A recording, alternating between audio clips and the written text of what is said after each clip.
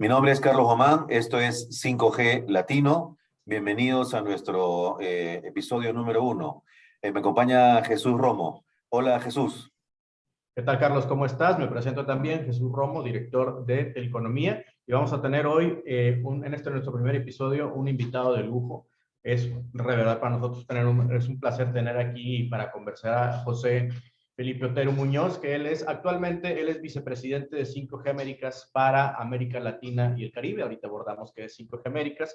Y bueno, pues yo quiero hacer primero una presentación de nuestro invitado porque viendo su currículum, para la gente que no lo conoce a José, que sería raro, en esta industria tiene ya más de 3 décadas de experiencia. Bueno, José tiene estudios, tiene un rango de estudios bastante interesante, desde Boston University, egresado en estudios latinoamericanos, si no me equivoco, José, y bueno, recientemente también tiene estudios en la Universidad de Edinburgh para leyes y, bueno, ley en tecnología de la información.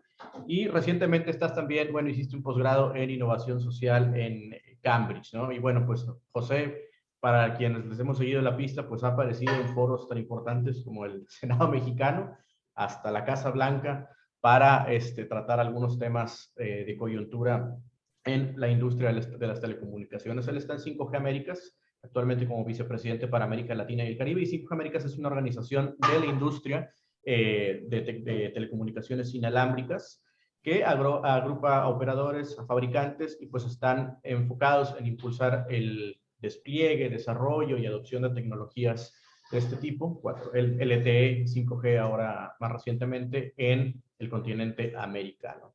¿Qué tal, José? ¿Cómo te encuentras hoy? Sí, muy buenos días a ambos, un saludo a la audiencia y siempre es un placer y un honor compartir con ustedes, sobre todo en una iniciativa tan importante como esta, dar más voces, dar más discusión crítica y positiva para el desarrollo de las telecomunicaciones en nuestra región. Algo que se me faltó presentar en la introducción tuya, José. José, aunque tú eres originario de Puerto Rico, tú eres como un ciudadano de América Latina, porque aparte de que has vivido en México, Colombia, Uruguay, Argentina, creo que también viviste, cuando tú compartiste un video para tu alma mater, tú mencionabas algo muy interesante de América Latina, que es no se puede entender América Latina si no entendemos su geografía. Y eso me parece que es un dicho que te define muy bien, porque si hay alguien en esta industria que tiene una visión panorámica, ¿verdad? No nada más a lo largo de los países, sino de su historia, el estado de la industria, pero incluso de su literatura, pues tú tienes un perfil muy dedicado a eso. Se me olvidó mencionar que también tienes un blog muy interesante, el blog de José Felipe Otero, donde puedes checar también incluso temas de TIC y desarrollo. Cuéntanos, José, de estudios latinoamericanos y tu gusto por la literatura, ¿cómo llegaste a las telecomunicaciones? Es una historia bastante sencilla. Yo me graduó como toda persona de grado que hace su primera carrera en la universidad, pensando que voy a conquistar el mundo, voy a arreglar todos los problemas de la sociedad, teniendo un gran impacto a corto plazo. Luego pasa un mes y empiezan a llegar todos los recibos que hay que pagar y empiezo a solicitar a todas partes y me contrata inicialmente una consultora muy pequeña que se llamaba en ese momento Information Gatekeepers, enfocada en todo lo que viene siendo sistemas de fibra óptica y cables submarinos. Estamos hablando ya la primera mitad de la década de los 90, antes de que tuviésemos entidades regulatorias en México, antes de todos estos procesos de privatización y coincidiendo con el lanzamiento inicial de los servicios celulares en Colombia. Yo estaba en la época donde la gran discusión, todas las discusiones siempre han sido muy similares, que le cambiamos los acrónimos y hablamos de lo mismo. Es más, yo lo he hecho, he hecho la prueba. En uno de mis blogs tomé una columna que escribí en el 98 acerca de operadores móviles virtuales, cambié los nombres de las marcas, la publiqué como tal y a mucha gente le gustó. Y estaba publicando exactamente lo que había hecho en el siglo pasado. Entonces, no, lo que veíamos para contestar tu pregunta, cuando yo comienzo, Primero era, vamos a hacer toda esta expansión de los sistemas de fibra óptica, que luego ya vino el colapso, de la sobrecapacidad que había. En todo eso estábamos en la gran época de donde las telecomunicaciones iban a resolver todo, y en el mundo inalámbrico lo que estábamos viendo era esa batalla entre TDMA y CDMA para la migración de las redes AMPS. Ni siquiera GSM era algo centrado en Europa y unas apariciones bastante puntuales en los mercados del Caribe. Interesante cómo profesionalmente has ido sentando unos rumbos, ¿no? Que te llevan a este ámbito tecnológico. Si nos cuentas para nuestra audiencia un poco más sobre 5G Américas, estamos seguros que buena parte de quienes nos están ahora siguiendo conocen a la institución, pero quizás un repaso, un refresco sobre cuál es el foco de atención de 5G Américas, que si no recuerdo mal, antes en su momento se llamó 4G Américas, etcétera, ¿no? Si nos cuentas un poco cuál es el centro de la atención de la institución. Sí, Carlos, el 5G Américas, para hacerlo bastante breve, es una asociación de la industria que busca promover el desarrollo de las tecnologías de banda ancha en las Américas, obviamente centrándonos en aquellas tecnologías inalámbricas, mirando a las tecnologías estandarizadas según el 3GPP, que vienen siendo todas estas que están siendo parte de del gran paraguas del IEBT 2020, pero reconocemos de que todas las tecnologías existentes tienen un rol. No creemos que hayan redes de telecomunicaciones que sean puramente una sola tecnología. Creemos que pueden haber tecnologías híbridas y dependiendo de la topografía, yendo al comentario que había hecho Jesús, es que se tiene que definir más costo eficiente. ¿Cuáles son nuestros miembros? Prácticamente todos los participantes del ecosistema de telecomunicaciones, desde desarrolladores de tecnología como Qualcomm, Intel, operadores como Telefónica, T-Mobile, AT&T. Tenemos todo tipo de operadores del mercado de telecomunicaciones en todas las Américas. Eso es lo sumamente importante. Operamos en consenso, no nos metemos en temas de dinámica competitiva, no mencionamos empresas, y mi trabajo es bastante sencillo. Explicarles a los tomadores de decisión pública y a los reguladores y a todo aquel que quiera escuchar que necesita un mercado para cuando coloquemos la tecnología, esta pueda funcionar a cabalidad y cumplir con el desempeño que se promete. Simplemente eso. Claro que sí, donde las Américas además incluye a los países del Caribe, ¿no es verdad? Y sí, los países del Caribe son, aparte de ser aquellas primeras regiones que fueron pobladas por los colonizadores españoles, también son parte de las Américas. Claro que sí. No me excluyas mi país. No, no, claro, no. No, y En aparte, absoluto. generalmente en el Caribe es donde vemos estos despliegues de adopciones de nuevas tecnologías antes que en otros países de la región ya de América Latina, ¿no? José, también estaba viendo que 5G Américas, además del sitio, ¿no? .org, tiene también Brecha Cero, que es de tu actividad en específica en la región, ¿no? Sí, tenemos dos portales específicos para América Latina, brechacero.com y brechacero.com.br, que viene siendo en portugués.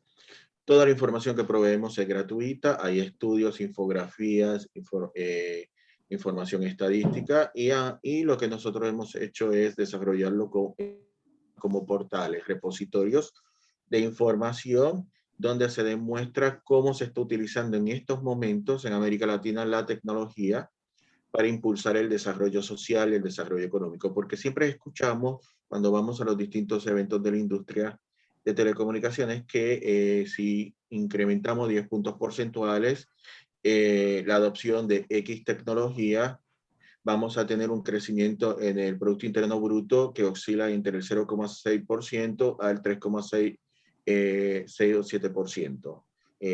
Independientemente de la década, en los 90 estábamos hablando de banda ancha, luego estábamos hablando de telefonía móvil y ahora se está hablando, para dar estas cifras, de banda ancha móvil.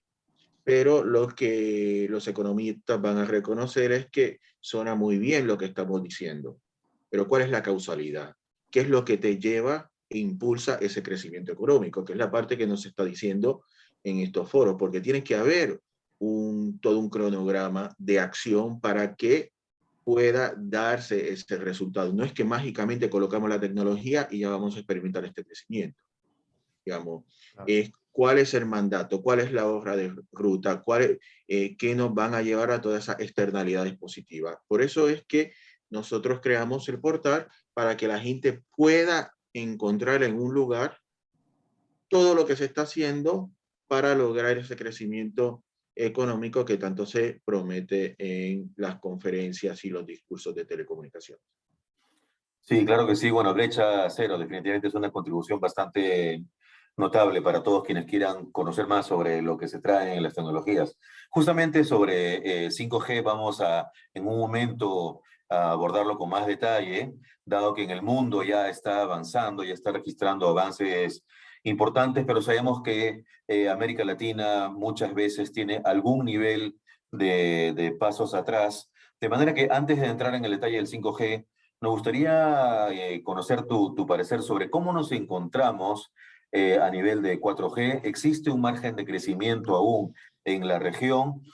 ¿Cómo se vinculan además las tecnologías precedentes como 3G, 2G? ¿Cómo nos encontramos ahora respecto a algún potencial margen de crecimiento todavía del 4G? ¿Y cuáles son los factores que están eventualmente frenando o que al contrario impulsarían este crecimiento que está pendiente aún? Sí, Carlos, antes de entrar en la discusión acerca de la importancia de 4G o de 5G, es sumamente importante sentar la base de que toda generación móvil tiene un periodo de vida promedio de 20 años desde su despliegue.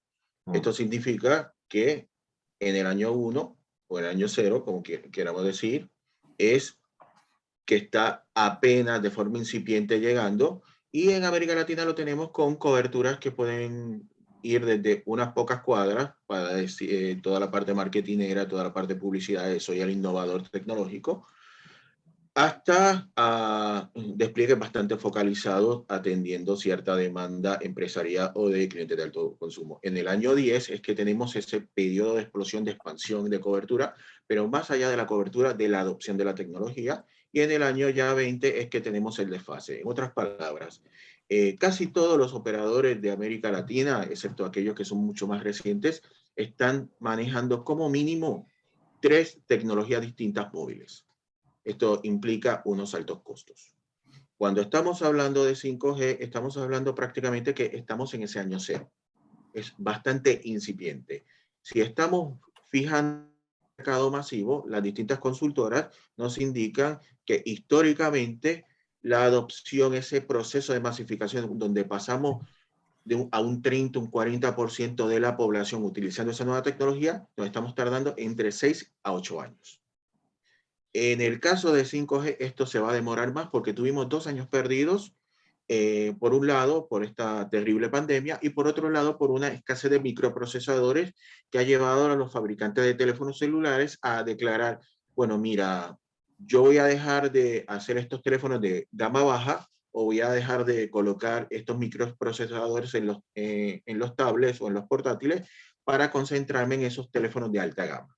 O sea, el mercado no ha tenido esa oferta tradicional que históricamente estamos acostumbrados, y esto tiene impactos directos en la disponibilidad de equipos en la región, y ha tenido impactos negativos en las operaciones, en los planes de negocio de varios operadores muy chicos que han deseado impulsar su 5G, pero no han podido porque no le llegan los dispositivos necesarios para poder hacerlo. Eso es por un lado. Lo que estamos viendo en términos de la región. 4G en estos momentos está en ese año 10. Estamos en el 2022. Recordemos que las primeras redes de cuarta generación llegan en octubre y noviembre de 2011 a América Latina, en los mercados de Puerto Rico, Brasil y Uruguay.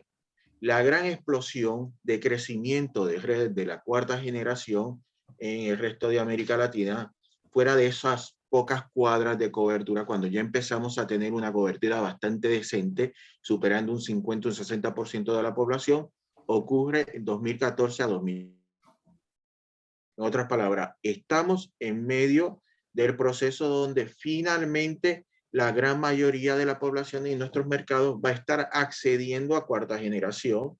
¿Por qué? Porque los nuevos dispositivos solamente llevan cuarta generación, los operadores están decidiendo apagar tecnologías más antiguas para ahorrar costos y reutilizar el espectro de forma más eficiente con tecnologías más novedosas.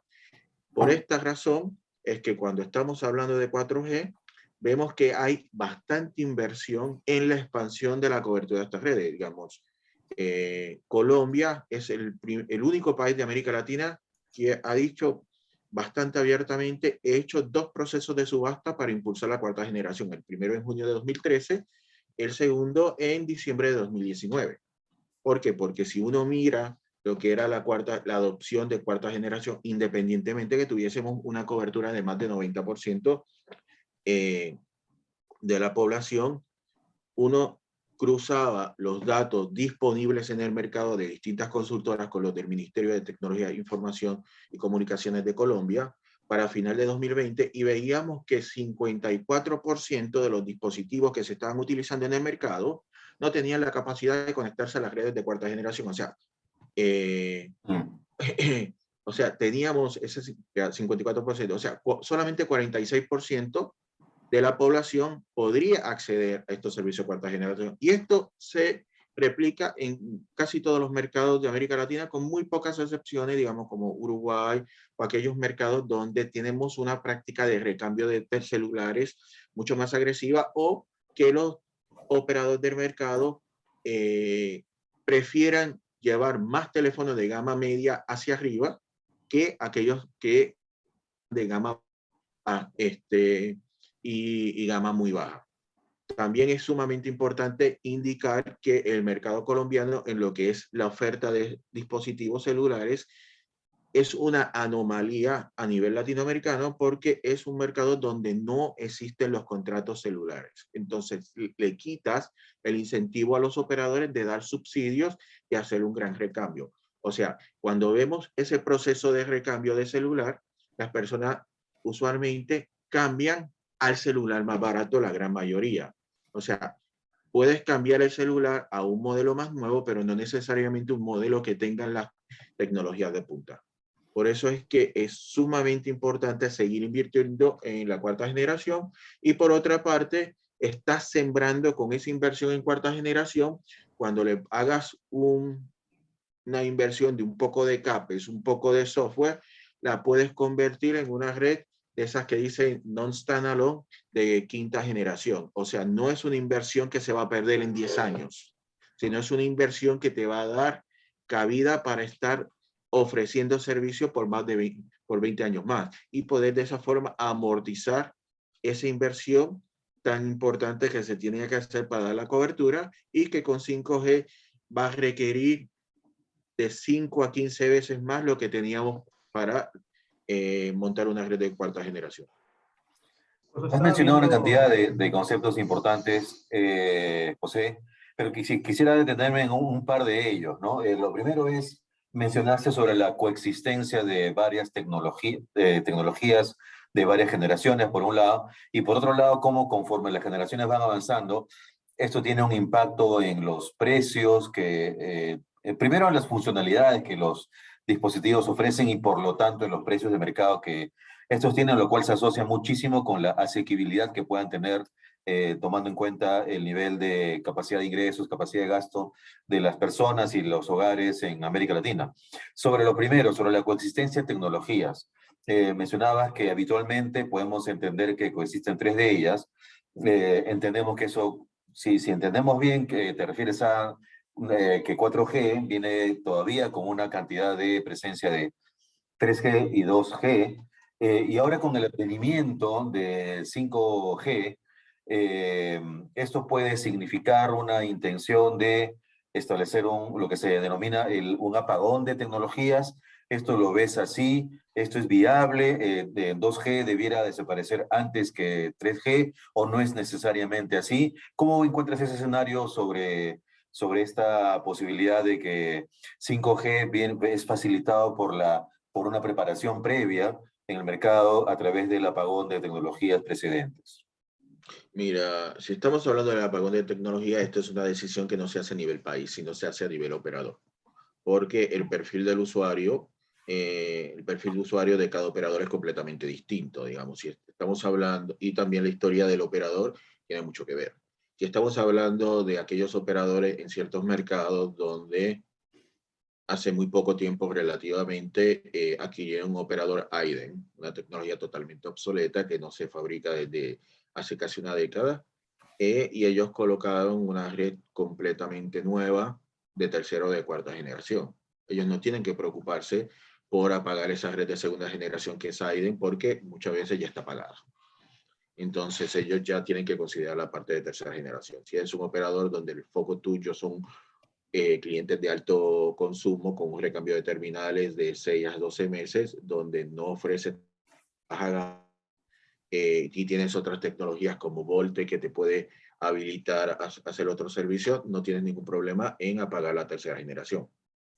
Ahora, todo va a depender cómo es el mapa de tu red, donde tú tienes cobertura. Tenemos operadores donde, digamos, dicen, bueno, yo llego al 90% de la población, pero estamos hablando cuando estamos solapando las distintas redes. Y ese 90% de la población me incluye un 10-15% de la población que solamente tiene cobertura de segunda generación. No vas a poder apagar esa red. Es más, si apagas esa red, lo más seguro es que vas a tener multas o sanciones del gobierno. El regulador. Eso es, sí, del gobierno, de la autoridad de competencia, el servicio, todo va a depender del marco normativo del que estemos hablando. Eso es lo primero. En términos de cuál red se apaga primero, también va a depender, digamos, si eres un operador donde no tienes un mercado importante de dispositivos, eso de máquina a máquina como se vendían antes, no vas a tener ningún problema, pero si tienes en tu base de líneas comerciales, tienes millones de este tipo de dispositivos que todos usan las redes mayormente de GSM, pues va a ser bastante complicado. Y no es algo, un fenómeno que solamente impacta a América Latina. Si nosotros, para hablar de un mercado desarrollado, veamos lo que sucede en Europa Occidental. Tenemos que los apagones de redes de tercera generación están ocurriendo desde el 2021, más o menos, en la mayoría de los mercados europeos. Digamos, 2021, 2022, no importa si te vas a Suecia, Noruega, República Checa, Albania, pero lo interesante es que lo que se está pagando es la red de tercera generación y no la de segunda generación. No puedes hacer ese recambio, determinarles de forma muy rápida. Y si, digamos, si un dispositivo que tú estás utilizando, digamos, un datáfono en un restaurante, no tiene el mismo lapso de vida que un teléfono celular. Para tú compras, si tú eres el restaurante, para cobrar con esa tarjeta de crédito, débito, lo que sea, tú lo compras en el año 1 y tú lo vas a reemplazar cuando se te rompa.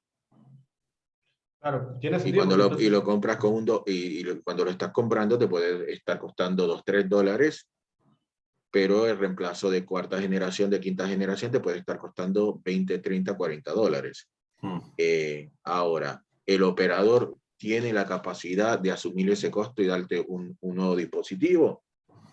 Dependería, porque no es lo mismo que lo hagas teniendo 30 millones de clientes y solamente tengas que reemplazar 1,000, a que tengas 10 millones, 20 millones de líneas de ese tipo, que si poniéndolo de forma barata, a $10 el dispositivo, esos 10 millones ya son 100 millones de dólares que tendrías que dar solamente en recambio del datáfono. Por eso es que muchos operadores lo que han hecho es, no voy a pagar esa red de segunda generación a nivel nacional, pero pueden apagarlas en algunos lados, utilizan tecnologías donde el requerimiento de ancho de banda del espectro no es tan amplio, el famoso Narrowband IoT o el IoT de banda angosta, que le permite, o que si tengo un bloque de 30 MHz en 850 o 900, que son las bandas que se usan originales, 850 en región latina, Venezuela, El Salvador y 900 en Europa. Si antes tenía un bloque de 30, capaz que ahora solamente voy a estar usando 3, 4, 5 megahercios y ese resto lo puedo reutilizar en tecnologías más avanzadas.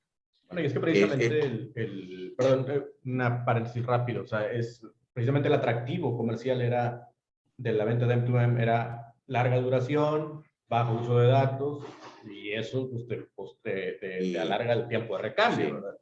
Y sí, y ahora mismo si nosotros vemos los distintos mercados, el famoso Narrowband IoT, mientras está en desuso y se está desmantelando en otros mercados, digamos, ahora es el LTE-M.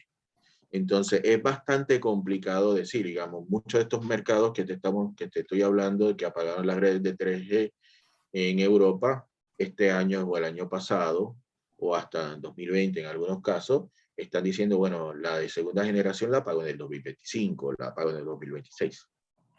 Esto también es sumamente importante.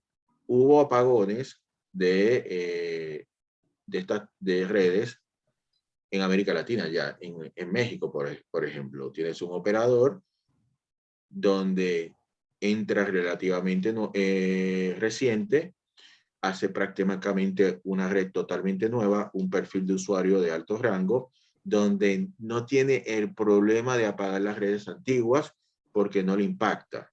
Mientras tienes un operador mucho más grande donde todavía tienes más de la mitad de sus clientes dependiendo de los servicios de telefonía, porque ese es otro aspecto.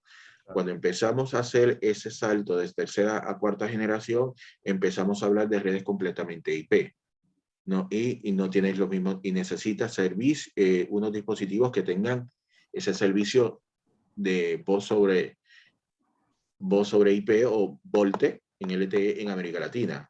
Sí, uno de los grandes problemas que tenemos en la región es que casi nadie ha habilitado este tipo de servicios en la región.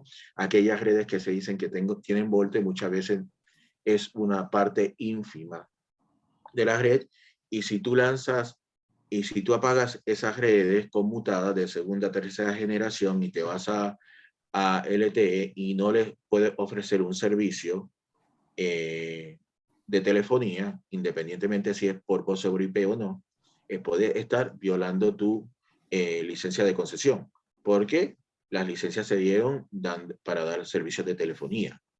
O sea, necesitas, por la reglamentación, y ese es otro problema que tenemos en América Latina en términos de regulación obsoleta, necesitas dar ese servicio de telefonía.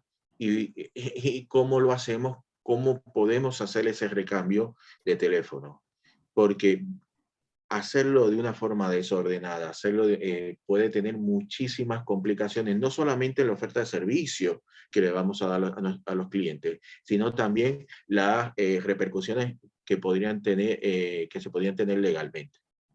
Solamente por un ejemplo acerca de también cómo hacer un apagón puede estar impactándote. Estados Unidos, el 22 de marzo de este año, AT&T apaga su red de tercera generación. T-Mobile tiene la red de CDMA y la de GSM. En mayo apagaba la de CDMA, en junio apagaba la de GSM, y Verizon, el otro, apagaba el 31 de diciembre su red de CDMA. Hay un gran problema de todos los viajeros que provienen de otras regiones del mundo a Estados Unidos, donde no tienen ningún tipo de servicio por lo que se está funcionando. Las redes son totalmente IP, y si tu teléfono no está adaptado para VoLTE, no vas a poder comunicarte. Esa es la preocupación dentro de Estados Unidos. Ahora, imagínate que esto sucede en lugares como Perú, en lugares como República Dominicana, en México, pero sobre todo en las Antillas Menores, Islas Caimán, Barbados, donde los ingresos que vas a tener de roaming por el turismo, por los visitantes, en puntos neurálgicos como la Riviera Maya, el Cusco, todo lo que viene siendo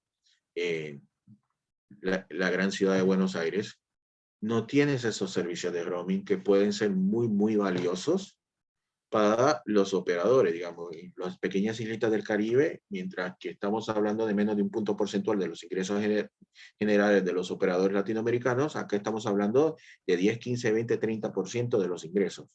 Y esto obviamente también tiene un impacto negativo en el erario, ¿no? Porque no puede cobrar esos impuestos. Digamos, o sea, como estamos viendo, es todo, es algo bastante complejo. Sí. Saltar de una tecnología a la otra, porque tienes que considerar cuál es la dinámica de mercado, cuáles son las leyes, cómo, sobre todo, cómo me van a reaccionar los usuarios, pero también en este entorno globalizado, cómo lo que sucede en mi geografía, en mi jurisdicción, puede impactar ese socio que tengo en otra jurisdicción y viceversa. Queda muy claro cuál es la complejidad que rodea a un proceso de apagón, es decir, requiere una planificación, no ocurre tan rápido, es bastante caso por caso, con una mirada mucho más allá de un país, ¿no? O de un operador. Voy a pasar la posta en un momento a Jesús para ya entrar de lleno a algunos temas 5G, pero no quisiera dejar de abordar lo que mencionamos hace un rato sobre asequibilidad, José, en el sentido que conforme las tecnologías van avanzando, los dispositivos tienen más funcionalidades, de manera muy natural, los precios a los cuales los usuarios deben acceder a estos dispositivos van subiendo, y eso es una realidad donde todavía el ingreso personal, familiar como América Latina no es tan alto como en otras regiones globales. Esto puede empezar a convertirse en algún nivel de obstáculo para la presencia de tecnologías como 4G por ahora y más adelante lo que se venga. ¿Existe por ahí alguna iniciativa de intervención de política pública para, a través de algún subsidio, facilitar el acceso de dispositivos en ciertos segmentos de la población focalizados? Eso, o también ciertos incentivos mucho más generalizados a nivel tributario, a nivel arancelario. ¿Cuál es la mirada que tienes al respecto? ¿Funciona? O sea, ¿existen diversidad de casos que vale la pena evaluar para ver si eso funciona, o no va por ahí una tendencia que vale la pena considerar? Sí, mira, Carlos, por eso te decía que se demora 6 a 8 años esa explosión de adopción masiva, porque depende mayormente primero de la variedad de los dispositivos y también de la reducción en su precio. No solamente de los dispositivos nuevos, sino esos que ya de segunda mano o de tercera mano, o los famosos reconstruidos, los refurbished, que son de bajo costo, y eso es lo que permite la adopción masiva de la nueva tecnología. En Bien. términos de lo que se está viendo en América Latina, sí tenemos, gracias a Dios, hemos pasado de lo que veíamos hace 10, 15 años en mercados como Ecuador, en mercados como Argentina, en Venezuela, donde teníamos hasta un 400% de impuesto de importación para los teléfonos celulares. Entonces, por un lado teníamos los gobiernos diciendo tenemos que masificar la adopción de las telecomunicaciones, pero por otro lado le daban ese impuesto de 400%, digamos. Es el legado todavía que tenemos de 1995, cuando la telefonía móvil era totalmente un lujo. Hasta 95, el punto de quiebre es la invención por un operador portugués del modelo prepago que nos cambió el panorama. Sin embargo, aún así, hace 10, 15 años, mientras teníamos algunas administraciones poniendo trabas a la importación de teléfonos o haciendo esquemas de sustitución de importaciones totalmente deficientes, nunca funcionó en los 40 o los 50, no ha funcionado ahora. Habían otras administraciones como Brasil, como Colombia, tomando reglas donde, por ejemplo, cuando Brasil lanza y empieza impulso su subasta de espectro de tercera generación, una de las primeras normativas que saca es: le voy a eliminar todos los impuestos a los dispositivos para impulsar la adopción de los servicios de tercera generación. Colombia hace más de 10, hace como 10, 12 años, decidió tomar un esquema mucho más amplio. Todo dispositivo de tableta, portátil, celular, menor a cierto rango de precio, no va a tener que pagar el famoso IVA. Y en Argentina, mientras a nivel nacional teníamos ciertas medidas que prevenían la llegada de nuevos modelos de teléfonos, lo que tiene un impacto muy negativo en el cambio tecnológico y la innovación. Teníamos la provincia de San Luis, donde es la primera jurisdicción en América Latina donde se declara el Internet un derecho humano, y para impulsar la adopción del Internet, el gobierno provincial decide dar deducciones impositivas por la compra de computadores o de tablets o de portátiles. Entonces, sí hay esquemas que se han visto en la región. Muchos de estos esquemas ya se han convertido en mejor práctica y están siendo adoptados por casi todos los países de la región. Sin embargo, falta aún más por hacer, porque el problema no es tanto llegar a tener un computador o llegar a tener un celular. La generación de ese computador, la generación de ese celular es lo que va a determinar a qué tipo de programas, a qué tipo de aplicaciones vas a poder utilizar. Porque todo el mundo que conoce el mundo del software sabe que tenemos esas actualizaciones constantes de software que usualmente llegan cumpliendo la ley de Murphy. En el peor momento se te paraliza la computadora y estoy actualizando. Lo que la gente usualmente no conoce o no está enterada es que cada estas actualizaciones te hacen que ese software sea mucho más pesado. Claro. Y y hay teléfonos que no tienen la capacidad de memoria para poder utilizar esas nuevas aplicaciones, porque no es solamente el espacio, sino los requisitos de velocidad y de procesamiento de esos datos que vas a tener. Entonces, que estés conectado no significa que tengas acceso a los mismos servicios. Por eso es que cuando estamos hablando de la accesibilidad, muy acompañada de las brechas digitales en plural que tenemos en la región. No es solamente conectar, decir que tenemos 80-90% de usuarios de Internet, y eso es otro tema muy importante en términos de la complejidad y la heterogeneidad de todas esas definiciones, sino es asegurarnos de que la gente pueda acceder al mismo tipo de aplicaciones y soluciones en un mismo momento. Eso es un gran desafío que tenemos en la región y va a ser, y desgraciadamente veo que se va a exacerbar en las próximas décadas. Si pasamos a 5G, entonces ya, Sí. bueno, ya lo hemos ido abordando, pero ¿cómo andamos en la cantidad de países de la región, en los diversos estadios de desarrollo, de despliegue de 5G, desde la preparación regulatoria, en algunos casos ya con las licitaciones concluidas, en otros casos ya en servicio? Si nos cuentas sobre eso, por favor. Sí, primero, es sumamente importante. No necesitas hacer un proceso de asignación de espectro para 5G para poder lanzar la tecnología. Eso es lo más importante, que no confundamos. Hay casos donde hay espectro excedente o tienes otras tecnologías que te pueden permitir de forma temporal lanzar 5G en lo que te llegan los procesos de aceptación de espectro. Pero digamos, está el famoso, lo que según las siglas en inglés, el DCS, la compartición dinámica de espectro, utilizado en Perú, utilizado en Brasil, los procesos de subasta de 5G, donde sí le va a operadores ofrecer el servicio. En otros casos, habían operadores con un espectro excedente que le permitía usar de forma dedicada ese espectro. Obviamente, si usas DCS, no vas a tener el mismo desempeño que si tienes un espectro dedicado para la oferta de 5G. Eso es sumamente importante decirlo en América Latina, pero también hay que ver por el otro lado. Tenemos países como Guatemala, donde tenemos más de 20 años, donde no hemos visto un proceso de asignación de espectro, y poder expandir los servicios de tercera, cuarta, quinta generación en ese mercado necesitan de forma urgente una mayor asignación. Si vemos en América Latina, el primer anuncio, que viene siendo el tercero a nivel global, lo vemos en Uruguay.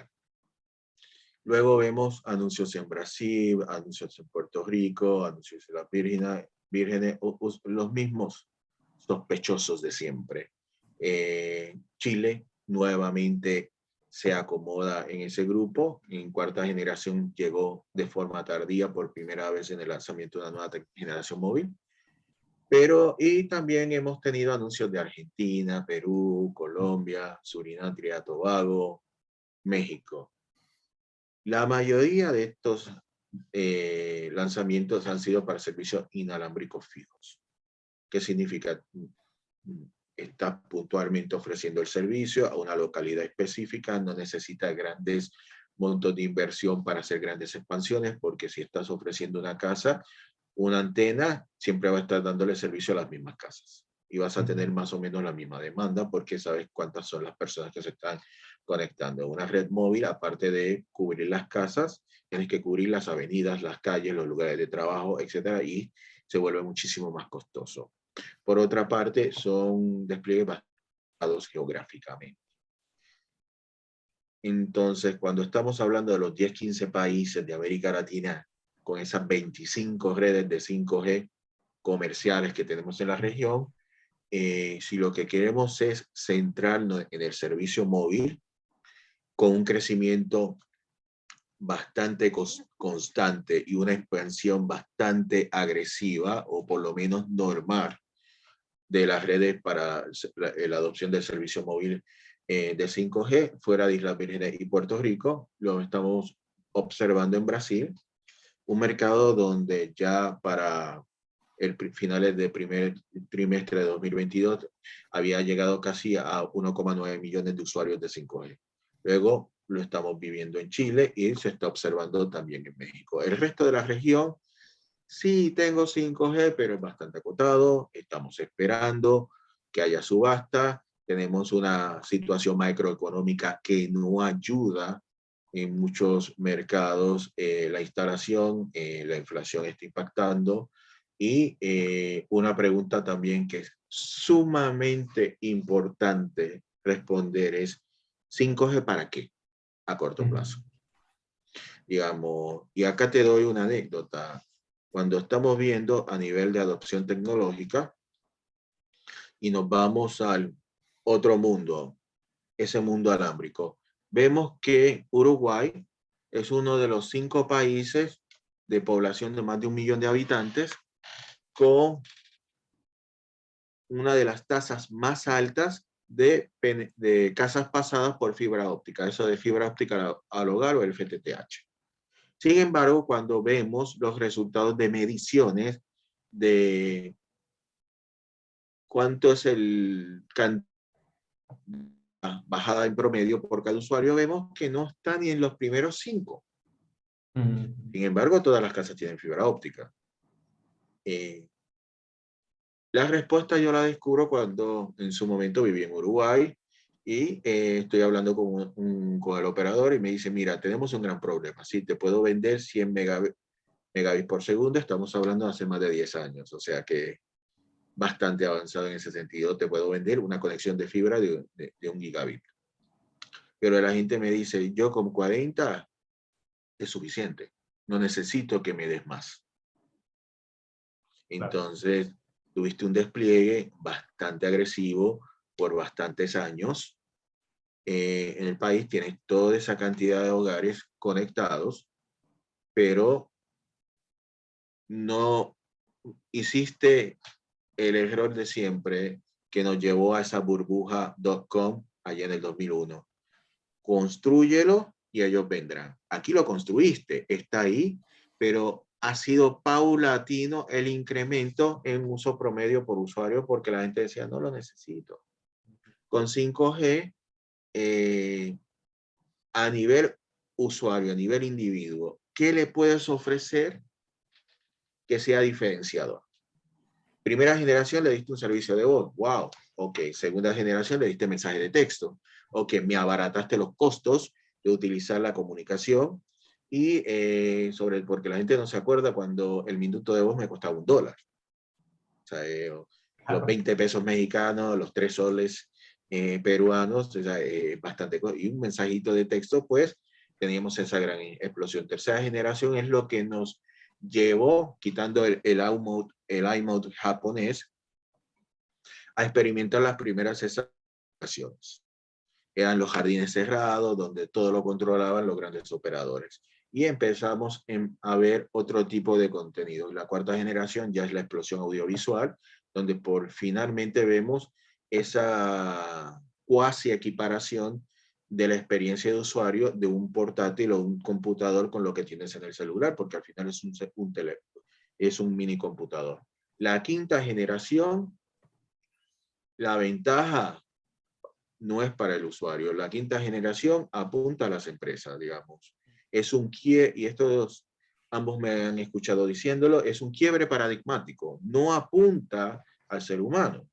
También hay ciertas explicaciones técnicas, ciertas explicaciones desde una perspectiva de negocio. Digamos, tenemos mercados completamente saturados con 100 a 200 por ciento de penetración móvil. O sea, toda persona que pueda pagar y quiera tener un teléfono celular lo tiene.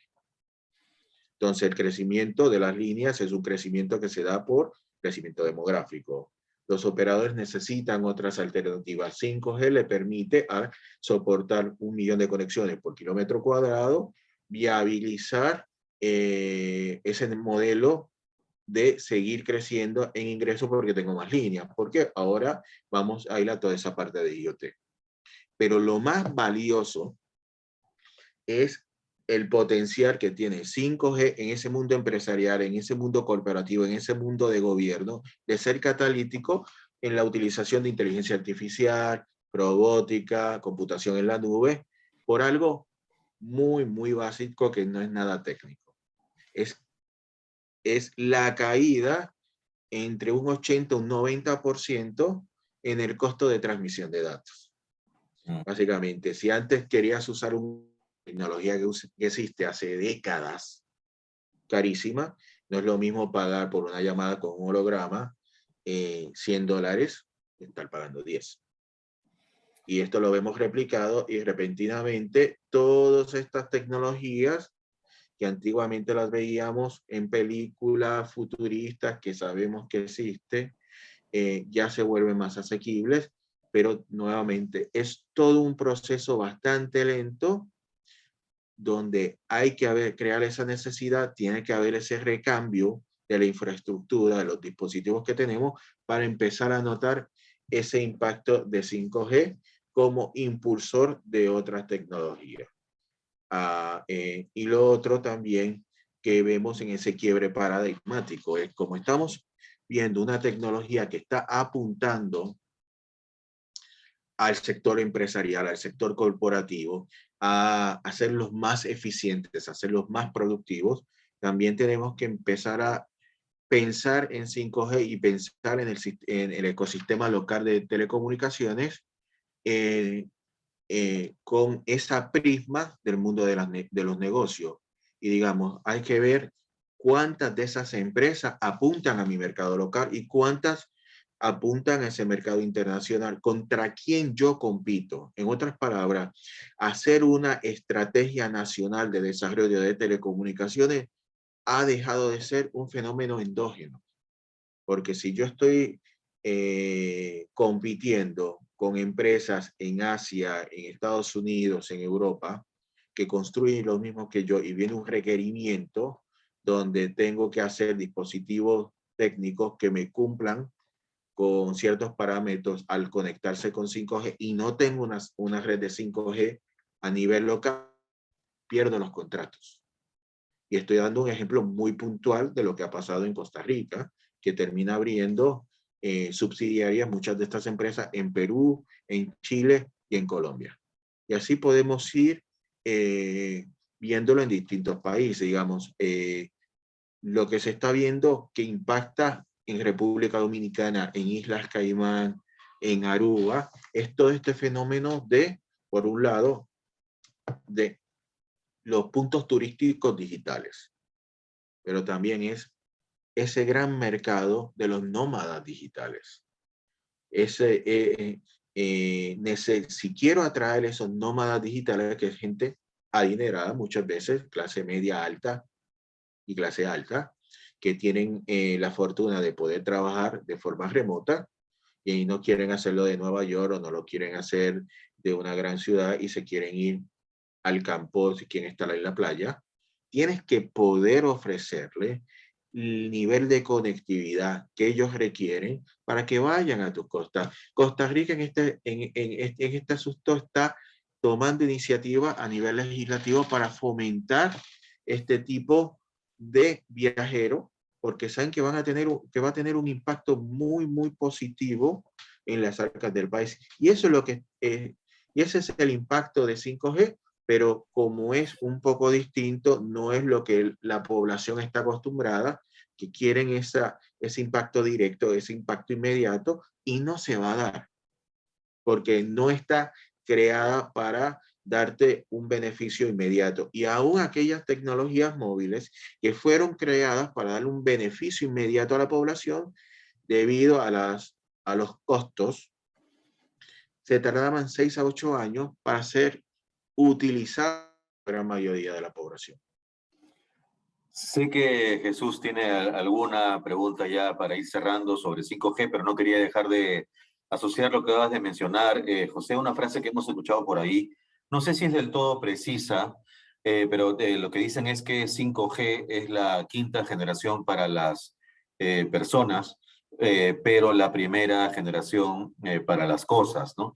Entonces, quizás eso te refieres porque siempre hemos también escuchado en las conferencias que hemos compartido contigo, donde hemos participado, que pues ya no estamos hablando de un crecimiento de 10 o 20%, sino de 10 o 20 veces o más en el número de dispositivos conectados, en el número de antenas que deben estar instaladas, desplegadas.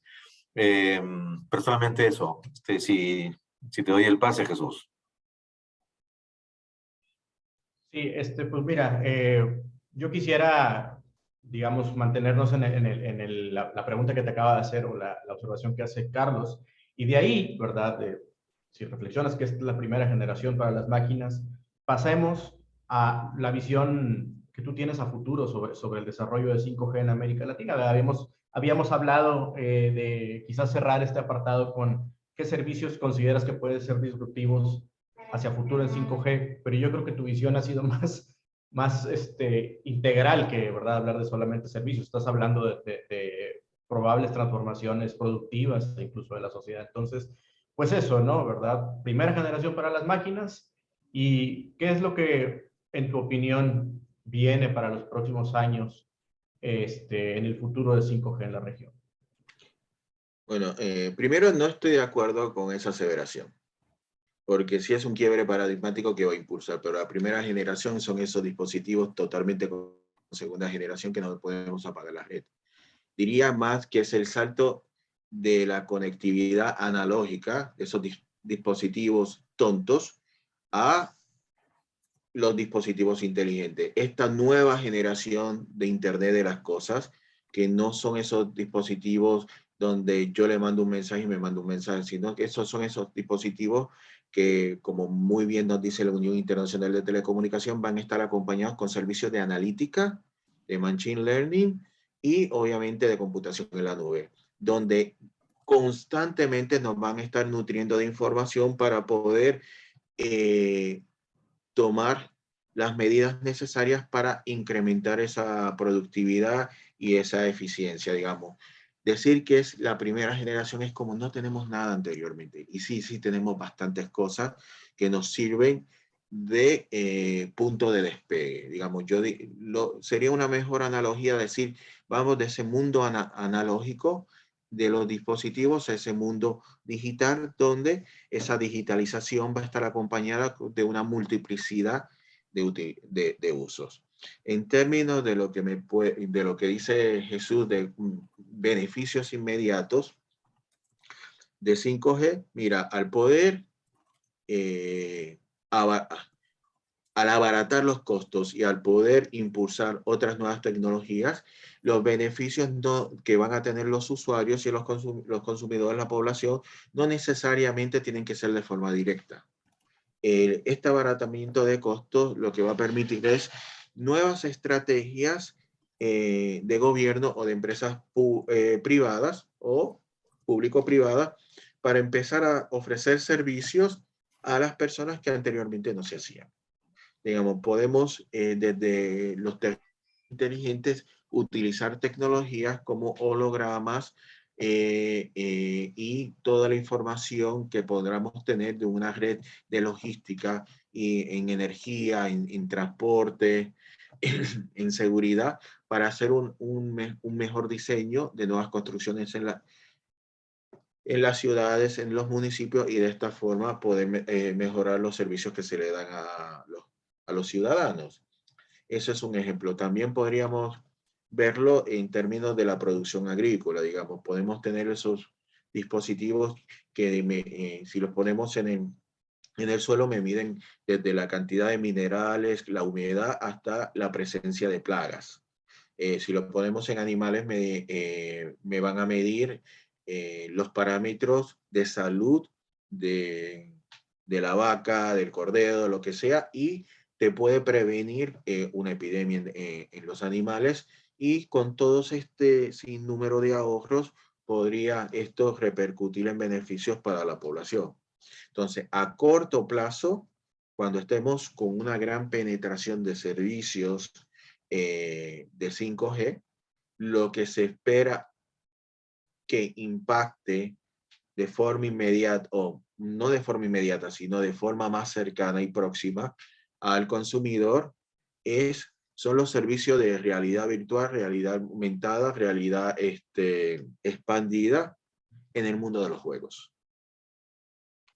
Si vemos las predicciones de otras consultoras de cuántos serán los ingresos de crecimiento del mundo de los juegos, vemos que oscilan entre 60 a 90 mil millones en los próximos años, sobre todo para la porción de inteligencia artificial, que es otro bastante importante. Tú sabes, lo que es inteligencia artificial, realidad virtual en el mundo de los juegos es lo que lo va a disparar. Es el que nos va a estar dando eventualmente esas economías de escala para abaratar los costos y poder hacer las implementaciones en otras áreas. Eso es lo que se está diciendo va a ser lo que va a experimentar el consumidor tradicional de servicios de telecomunicaciones. Ya si estamos viéndolo de una perspectiva corporativa en términos de la utilización de 5G en procesos quirúrgicos, ya tendríamos que hacer una segmentación que incluye cuáles son las frecuencias de espectro, cuál es la cantidad, cuál es la utilización, cuál es la ventaja que estamos viendo, porque tenemos tres grandes desventajas: la baja latencia, la multiplicidad del uso de espectro, y ya a nivel consumidor tenemos más velocidad más alta. Digamos, es bastante complejo, es bastante esperanzador lo que podremos ver. Y acá también quiero decir algo. Cuando estamos hablando de todos los números de 5G, acerca de crecimientos, acerca de lo que se espera en ingresos, acerca de cantidad de estaciones base y de antenas, siempre nos olvidamos de colocar la palabra potencial a ese numerito. Porque todo esto va a depender de dos actores importantes. Por un lado, los gobiernos, la política pública, el marco normativo que crea el regulador, y por otro lado, la estrategia de negocio, siempre que sea viable financieramente, de los operadores de telecomunicaciones que hay en el mercado, sean públicos o privados.